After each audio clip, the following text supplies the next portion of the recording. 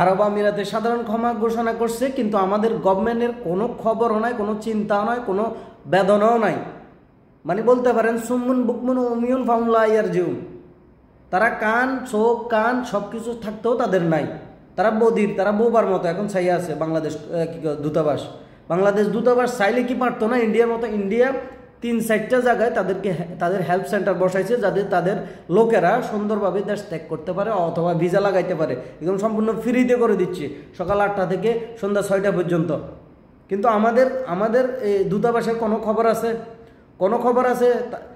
আপনাদের যদি খবর থেকে থাকে, যদি কেউ জানেন যে আমাদের দূতাবাস হেল্প সেন্টার বসাইছে অমুক জায়গায় আমাকে একটু জানাইয়েন। আমি এখনও কোনো খবর পাই নাই, দয়া করে আমাকে একটু জানাইয়েন। হ্যাঁ, ভারত যদি পারে এটা, আমাদের বাংলাদেশ কেন পারবে না? আমাদের বাংলাদেশের দূতাবাসের কি হয়েছে যে এমন? আরও বরঞ্চ আমাদের বাংলাদেশিরাই বর্তমানে এরকম অবৈধ বেশি, ভিজিট ভিসা আসি প্রায় অবৈধ হয়ে গেছে। তো দরকার না, এরা যদি সম্পূর্ণভাবে ভিসা লাগাইতে পারে, এরা বাংলাদেশে রেমিটেন্স পাঠাবে না? এই চিন্তাধারা তাদের কাছে নাই ভাই। আগের গভর্নমেন্ট বলেন আর এই গভর্নমেন্ট বলেন, যা করতেছে যতটুকু ভালো করতেছে অতটুকু ভালো বলবো, কিন্তু যেটা করতেছে না ওইটার বিরুদ্ধে সবসময় আমরা কথা বলে আসতেছি এবং কি বলে যাব। পারলে শেয়ার করে তাদের কান পর্যন্ত পৌঁছাই দেন, যাতে আমাদের ট্রান্সফারটা খোলে। অন্তত এখনও পর্যন্ত বাংলাদেশিদের ট্রান্সফার খোলা নাই। যদি এখন মনে করেন ক্ষমা ঘোষণা করছে, যদি ট্রান্সফারটা না হয়, এটা তো অল কান্ট্রির জন্য দিয়েছে, শুধুমাত্র বাংলাদেশিদের জন্য দেয় নাই। তো বাংলাদেশি তো আগে থেকেই বন্ধ, যদি এই বন্ধটা না খুলে মনে করেন একদম ফানি, আমাদের জন্য সব মাটি হয়ে গেল।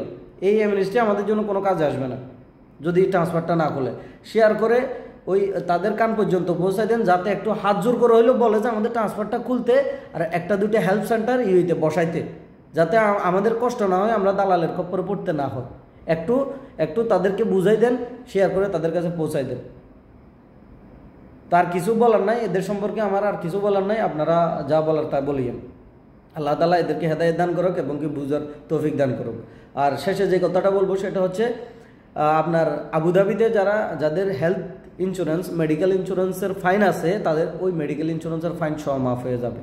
ঠিক আছে, যত টাকা হোক সবগুলো মাফ হয়ে যাবে এখানে, যাতে করে ভিসা লাগাইতে পারে। এই কারণে তারা এটা মাফ করে দিচ্ছে, অনলি ফর আপনার হেলথ ইন্স্যুরেন্স। ঠিক আছে, ওই যে ILO ইন্স্যুরেন্স 5 টাকা দামের যেটা, ওইটা না, ওইটার ফাইন যাদের আসছে ওইটা মাফ করবে না, আমি যতটুকু জানি। ঠিক আছে, আর এমনি তো কী মাফ করতেছে আগে থেকে বলে আসতেছি, সবাই জানেন।